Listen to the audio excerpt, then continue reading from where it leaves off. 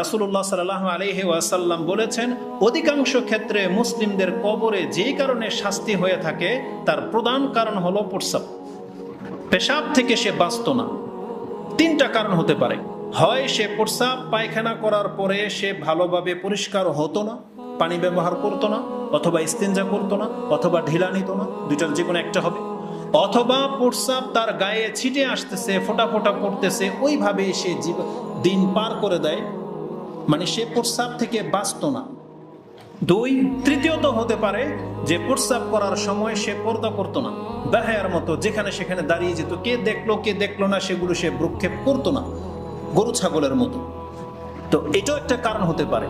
এক কথায় প্রস্রাবের ছিটা থেকে না বাঁচার কারণে, প্রস্রাব থেকে পর্দা না করার কারণে, বা প্রস্রাব করার পরে পবিত্রতা হাসিল না করার কারণে, এই কারণগুলোতে অধিকাংশ মানুষের কবরে শাস্তি পেতে হবে।